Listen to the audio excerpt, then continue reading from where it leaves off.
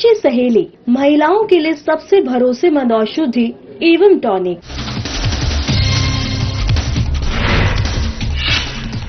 रायपुर में आयोजित वीरबाल रैली में सीएम ने की शिरकत। रैली में सैकड़ों की संख्या में छात्रों के शामिल। सीएम ने वीरबाल जोरावर सिंह और फतेह सिंह को किया नमन। तखतपुर में गुरु घासीदास की जयंती पर कार्यक्रम में डिप्टी सीएम ने की शिरकत। उत्कृष्ट कार्य करने वाले प्रतिभावान को किया सम्मानित। बिलासपुर में राज्य युवा महोत्सव 2025 का आयोजन 23 से 25 दिसंबर तक चलेगा महोत्सव। विजेता प्रतिभागी 14 विधाओं में दिखाएंगे प्रतिभा।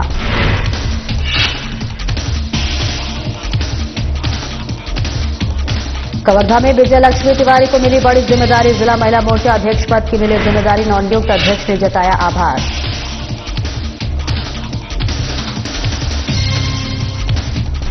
और कोरबा जिले के कलेक्टर बने कुणाल दुदावत। 2017 बैच के अधिकारी है कुणाल दुदावत ने ग्रहण किया पदभार।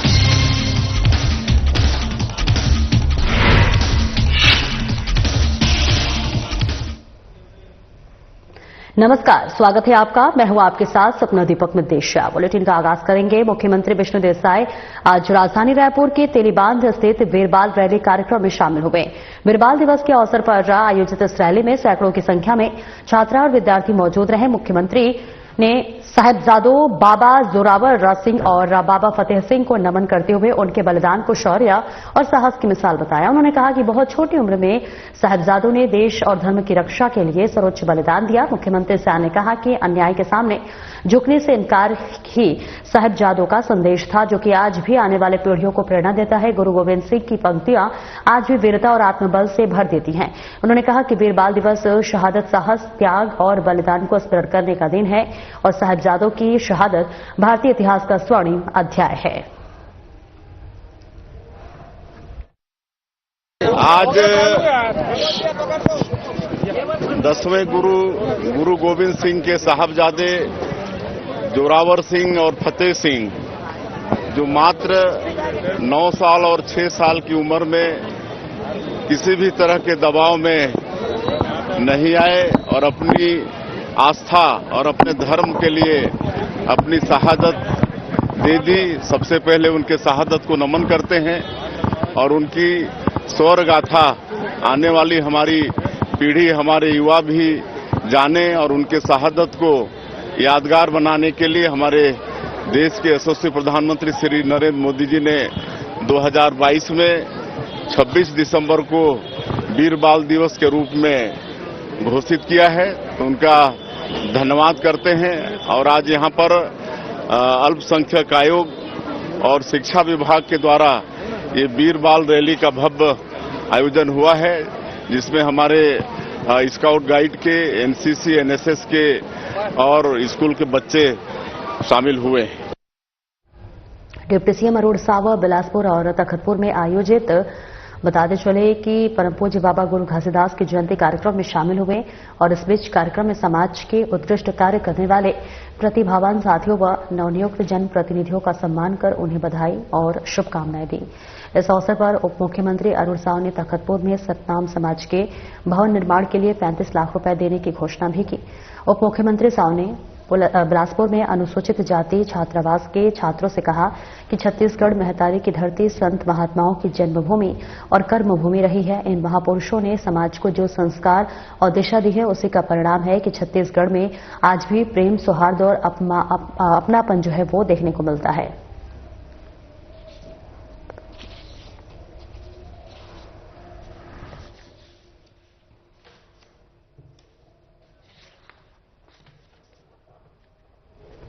बिलासपुर में आगामी 23 दिसंबर से 25 दिसंबर तक आयोजित राज्य युवा महोत्सव 2025 में बता दें, जहां पर 31 युवा भागीदारी करेंगे। खेल एवं युवा कल्याण विभाग द्वारा राज्य खेल प्रशिक्षण केंद्र बहतराई में इसका आयोजन किया जा रहा है। इसमें जिला स्तरीय युवा उत्सव के विजेता प्रतिभागी 14 विधाओं में अपनी प्रतिभा दिखाएंगे। राज्य युवा महोत्सव के विजेता प्रतिभागी अगले वर्ष होने वाले राष्ट्रीय युवा महोत्सव में छत्तीसगढ़ का प्रतिनिधित्व करेंगे। 23 दिसंबर को महोत्सव के उद्घाटन समारोह में छत्तीसगढ़ की मेजबानी में होने वाले प्रथम खेलो इंडिया ट्राइबल गेम्स की लॉन्चिंग सेरेमनी भी होगी।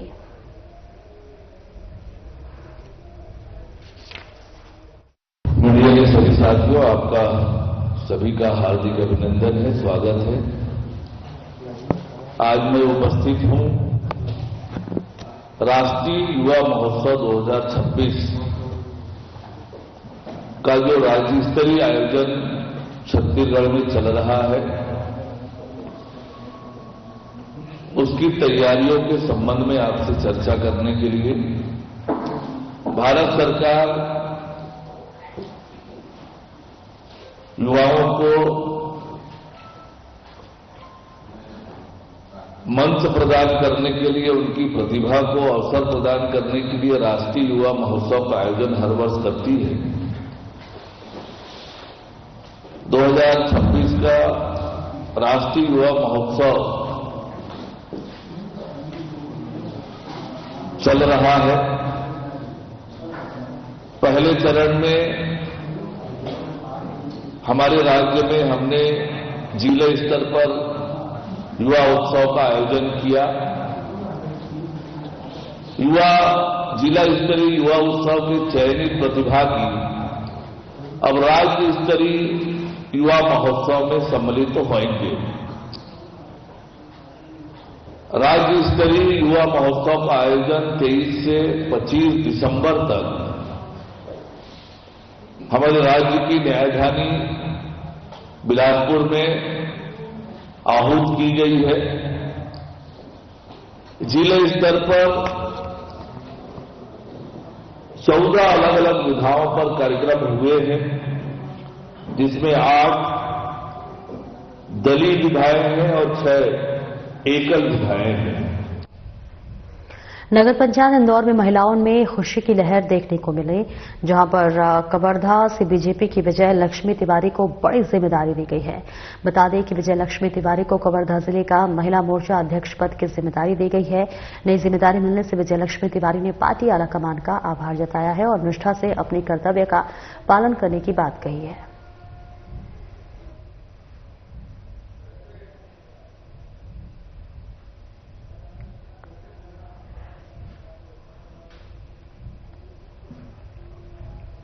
कोरबा जिले के 19वें कलेक्टर के रूप में 2017 बैच के भारतीय प्रशासनिक सेवा अधिकारी कुणाल दुदावत ने आज औपचारिक रूप से पदभार ग्रहण किया। पदभार ग्रहण के अवसर पर डीएफओ कटघोरा कुमार निशांत, डीएफओ कोरबा प्रेमलता यादव और इसके साथ ही जिला पंचायत सीईओ दिनेश कुमार नाग, अपर कलेक्टर देवेंद्र पटेल, एसडीएम सहित जिला प्रशासन के अधिकारी मौजूद रहे। जहां नवपदस्थ कलेक्टर कुणाल दुदावत इससे पूर्व छत्तीसगढ़ राज्य के कोंडागांव और दंतेवाड़ा जिलों में कलेक्टर के रूप में अपनी सेवाएं दे चुके हैं।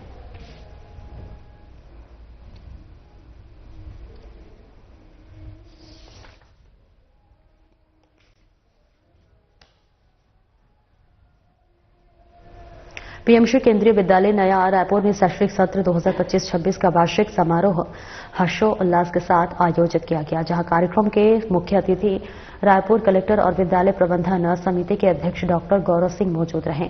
मुख्य अतिथि डॉक्टर गौरव सिंह ने विद्यार्थियों को आशीर्वचन देते हुए कहा कि सभी विद्यालयों में एक्स्ट्रा करिकुलर गतिविधियों का आयोजन अवश्य किया जाना चाहिए। इससे बच्चों को अपनी प्रतिभा पहचानने और निखारने का अवसर मिलता है।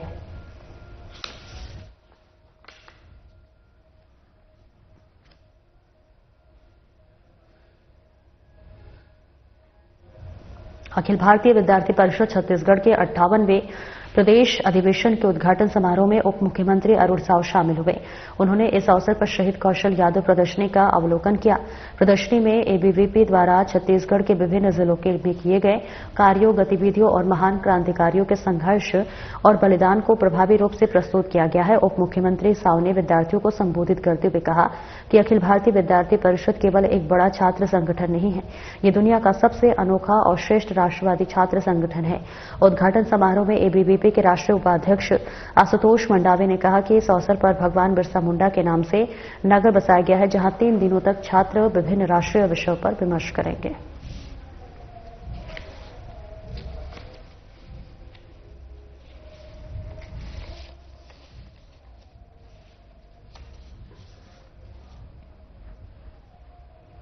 ग्यारहवां अंतर्राष्ट्रीय वन मेला 2025 का आयोजन किया गया। ये मेले 17 दिसंबर से 23 दिसंबर तक चलेगा। आपको बता दें कि इस मेले का उद्घाटन मुख्यमंत्री डॉक्टर मोहन यादव ने किया। मेले का उद्देश्य लघु वनोपज और औषधीय पौधों के क्षेत्र की गतिविधियों, उत्पादों और अवसरों को प्रदर्शित करने और इससे जुड़े संग्राहकों को, उत्पादकों, व्यापारियों, उद्यमियों, वैज्ञानिकों, प्रशासकों और नीति निर्धारकों के बीच संवाद स्थापित करने के लिए नया एक व्यापक मंच उपलब्ध कराना है। वन मेले का आयोजन अपने आप में अनूठा है।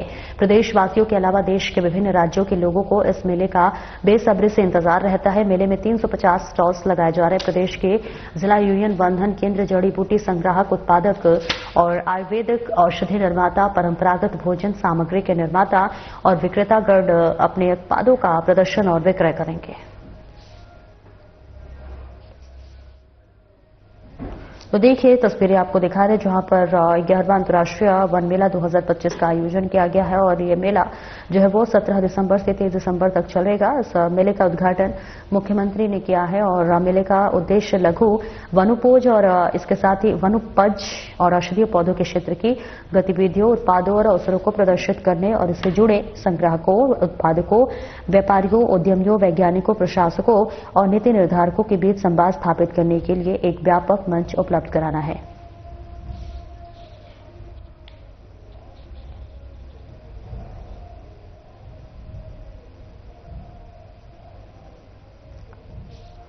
तो सीधी तस्वीरें आपको दिखा रहे हैं भोपाल से, जहां पर 11वां अंतर्राष्ट्रीय वन मेला 2025 का आयोजन किया गया है, जहां 17 से 23 दिसंबर तक इस मेले का आयोजन होना है। और इसके साथ ही बता दें कि मुख्यमंत्री मोहन यादव ने इस मेले का उद्घाटन किया है। यहां पर मेले में 350 स्टॉल्स लगाए जा रहे हैं। प्रदेश के जिला यूनियन बंधन केंद्र और जड़ी बूटी संग्राहक, उत्पादक, आयुर्वेदिक औषधि निर्माता, परंपरागत भोजन सामग्री के निर्माता और विक्रेतागण अपने उत्पादों का प्रदर्शन और विक्रय करेंगे। नीति निर्धारकों के बीच संवाद स्थापित करने के लिए व्यापक मंच उपलब्ध कराना है। ऐसे में वन मेले का आयोजन अपने आप में एक बहुत अनूठा पहल है, जहां 23 दिसंबर तक ये मेला चलेगा और इस मेले का उद्घाटन मुख्यमंत्री ने किया है। विभिन्न प्रकार की प्रदर्शनी यहां पर लगाई जाएंगी, जहां पर 350 स्टॉल्स लगाए जा रहे हैं। अलग अलग जगह से लोग यहां पर आए हुए हैं। प्रदेश के जिला यूनियन बंधन केंद्र, जड़ी बूटी संग्राहक, उत्पादक, आयुर्वेदिक और औषधि निर्माता, परंपरागत भोजन सामग्री के निर्माता और विक्रेतागण अपने उत्पादकों का यहां प्रदर्शन करेंगे, विक्रय करेंगे। भोपाल से ये सीधी तस्वीरें आपको दिखा रहे हैं, जहां 11वां अंतर्राष्ट्रीय वन मेला 2025 का आयोजन किया गया है। हर साल की भांति इस साल भी इसका भव्य तरीके से आयोजन किया गया है। मुख्यमंत्री डॉक्टर मोहन यादव ने इस मेले का आयोजन किया है।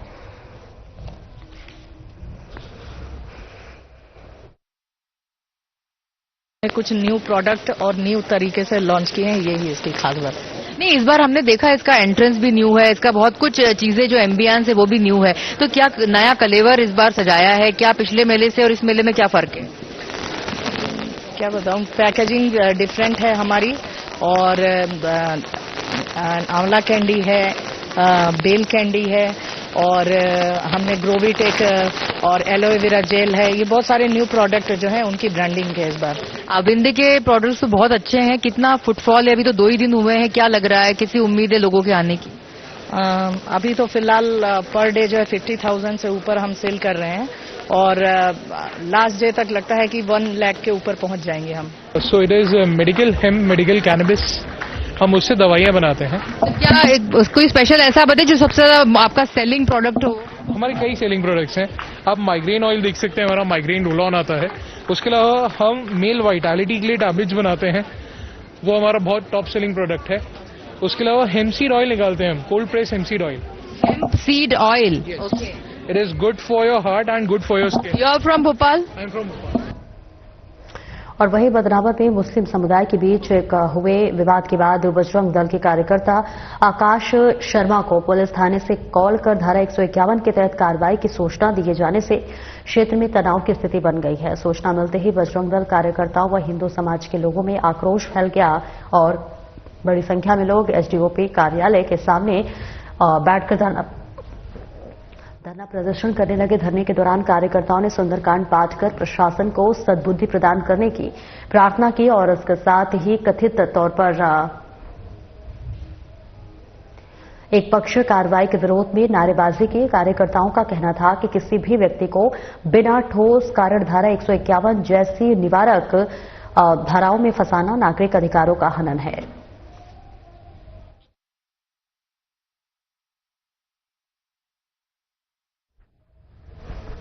तो सीधी तस्वीरें बदलाव से दिखा रहे, जहां विवाद को लेकर यहां पर नोटिस दिया गया है। बजरंग दल के कार्यकर्ताओं पर उस पर 151 की धारा लगाई गई है। बजरंग दल ने एक पक्षीय कार्रवाई का यहां विरोध करते हुए नजर आया है। तस्वीरें आपको दिखा रहे हैं बदनौर से, जहां बदनौर में मुस्लिम समुदाय के बीच हुए एक विवाद के बाद बजरंग दल के कार्यकर्ता आकाश शर्मा को पुलिस थाने से कॉल कर धारा 151 के तहत कार्रवाई की सूचना दिए जाने से क्षेत्र में तनाव की स्थिति बन गई है। और इस बीच सूचना मिलते ही बजरंग दल कार्यकर्ताओं व हिंदू समाज के लोगों में आक्रोश फैल गया है और बड़ी संख्या में लोग एसडीओपी कार्यालय के सामने बैठकर धरना प्रदर्शन करने लगे। और धरने के दौरान कार्यकर्ताओं ने सुंदरकांड का पाठ कर प्रशासन कलेक्टर, संभागायुक्त, मुख्य सचिव व प्रमुख सचिव, जिला पंचायत सीईओ, नगर निगम आयुक्त, एसडीएम, अपर कलेक्टर और सहायक कलेक्टर सहित फील्ड में सभी आईएएस अधिकारी अपने परिवार के साथ शामिल हुए।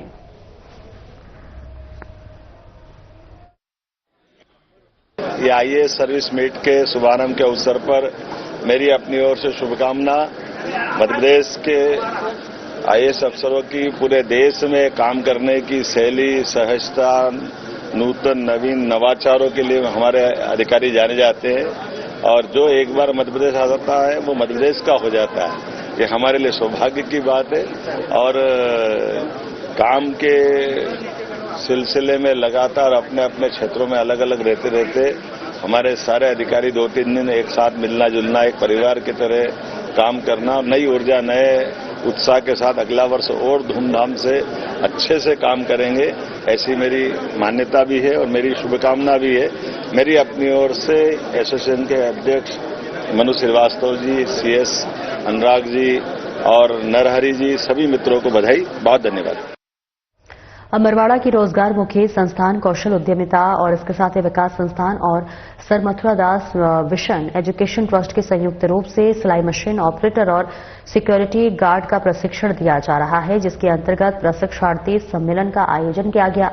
कार्यक्रम के मुख्य अतिथि के रूप में एसडीएम और डीओपी उपस्थित रहे, जहां पर साथ ही प्रशिक्षणार्थियों को टूल किट के साथ प्रमाण पत्र सौंपे गए।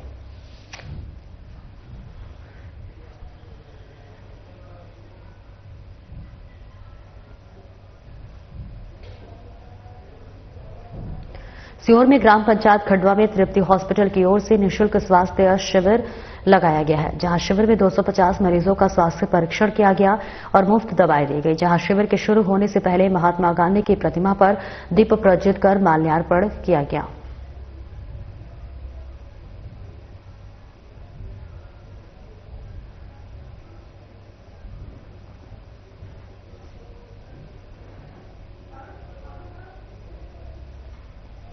पुलिस ने नशा मुक्ति केंद्र में हुई युवक की संदिग्ध मौत के मामले में 6 लोगों के खिलाफ हत्या का मामला दर्ज किया है। इनमें से 5 लोगों को गिरफ्तार कर लिया गया है और जबकि संचालक अब भी फरार है, जिसकी तलाश की जा रही है। आपको बता दें कि 13 दिसंबर को नशा मुक्ति केंद्र में एक युवक की संदिग्ध मौत हो गई थी। पुलिस ने परिजनों की शिकायत कर शव का पोस्टमार्टम कराया है। रिपोर्ट मिलने के बाद नशा मुक्ति केंद्र के संचालक सहित 6 लोगों के खिलाफ मामला दर्ज किया गया है। जैसा कि आपको विदित है कि उज्जैन जिले में मंगलनाथ रोड पर एक नवमानस नशा मुक्ति केंद्र है। वहां पर पिछले दिनों एक व्यक्ति को, जिनका नाम हरीश निर्मल है और जिनका जो मक्सी रोड उज्जैन के रहने वाले थे, 41 वर्षीय थे, उनको वहां शराब छोड़ने के लिए, डी एडिक्शन के लिए भर्ती कराया गया था।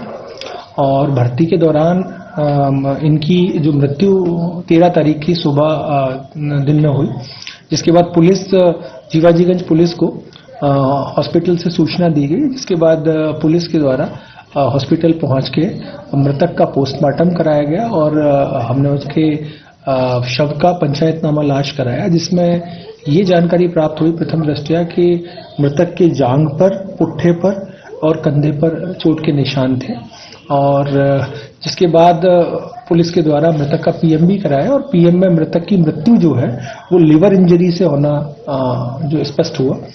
और इसके बाद पुलिस ने वहाँ नवमानस केंद्र में जो कार्यरत और भी लोग हैं और जो वहाँ पे जो पेशेंट्स हैं उन सबके बयान लिए, जिसमें ये तथ्य स्पष्ट हुआ कि मृतक के साथ में घटना के एक दिन पूर्व भी उनके साथ दवाई खिलाने को लेकर के उनके साथ बल प्रयोग किया गया था।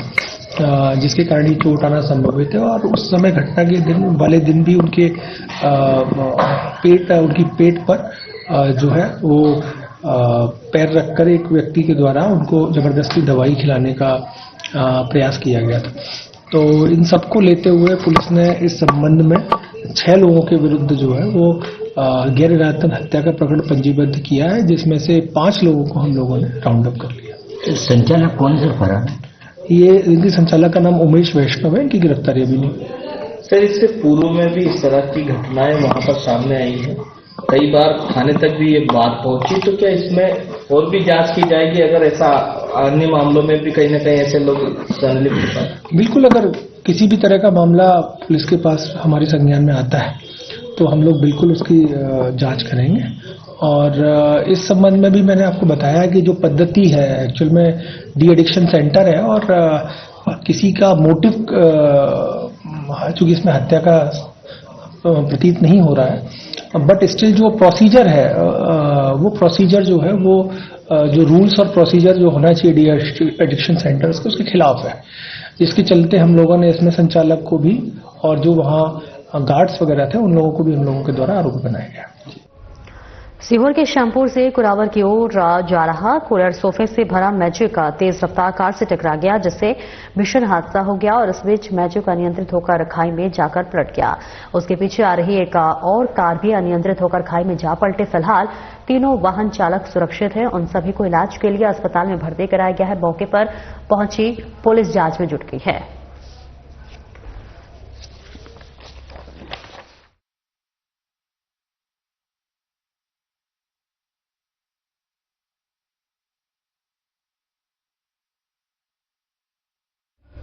और मध्य प्रदेश में अपराध नियंत्रण और जांच प्रक्रिया और मजबूत बनाने की दिशा में मुख्यमंत्री डॉक्टर मोहन यादव ने बड़ा कदम उठाया है, जहां पुलिस मुख्यालय में वरिष्ठ पुलिस अधिकारियों के साथ महत्वपूर्ण बैठक कर कानून एवं व्यवस्था पर गहन चर्चा की गई है। इस दौरान सीएम ने आधुनिक तकनीक से लैस 14 मोबाइल फॉरेंसिक वैन को हरी झंडी दिखाकर रवाना किया, जो अपराध स्थलों पर त्वरित वैज्ञानिक जांच सुनिश्चित करेंगे। मुख्यमंत्री डॉक्टर मोहन यादव ने पुलिस अधिकारियों को स्पष्ट निर्देश दिए कि प्रदेश में अपराधों पर अंकुश लगाने के लिए सतर्कता बढ़ाई जाए। बैठक में साइबर क्राइम, महिलाओं और बच्चों के खिलाफ अपराधों पर विशेष फोकस रहा। सीएम ने कहा कि पुलिस की जिम्मेदारी है कि जनता को सुरक्षित महसूस कराया जाए।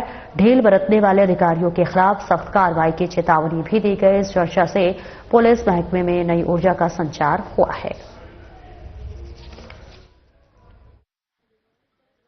हमारे अपने राज्य के अंदर की बहुत सारी भविष्य की आने वाले कई कामों को लेकर के भी अलग अलग तरह से हमारी सरकार काम कर रही है। जब एक तरफ फॉरेंसिक साइंस की लैब खोलने की बात आ रही तो इसकी एक लैब की हमने मंजूरी दी है, जो हमारे संकल्प पत्र का भी हिस्सा है। इसी प्रकार से डिटेक्शन फोर्स या और भविष्य में बटालियन खोलना है, यहाँ के कई सारे काम हैं। उन सारे कामों में हमने कोशिश की कि भविष्य में आने वाले समय में पुलिस संबंधी किसी बात के लिए कोई कष्ट हमारी सरकार की तरफ से जनता की सुविधा के लिए पुलिस है, ऐसे में उनकी तरफ देखना भी और उनके माध्यम से जनता की सेवा को जोड़ते हुए सब प्रकार की व्यवस्था बनाने का काम हमारा है। मैं उम्मीद करूंगा कि हमारी आज की बैठक के बाद बहुत सारे लाभ भी पुलिस डिपार्टमेंट को मिलने वाले हैं और ये बैठक सार्थक रहेगी।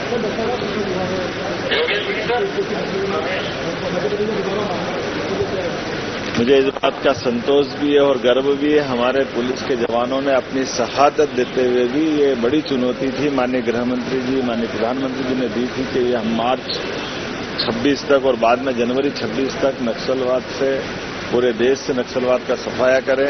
हमें इस बात का संतोष भी और सुख भी है कि हमारे मध्य प्रदेश की पुलिस ने 11 दिसंबर को नक्सलवादियों को लाल सलाम को आखिरी सलाम कर दिया है और हमने प्रबंधन किया भविष्य में विकास की सारी गतिविधि खड़ी करते हुए दोबारा वहां इस प्रकार की गतिविधि बढ़े नहीं, उस सब पे हमने कर। फिलहाल इस बुलेटिन में इतना ही। नमस्कार।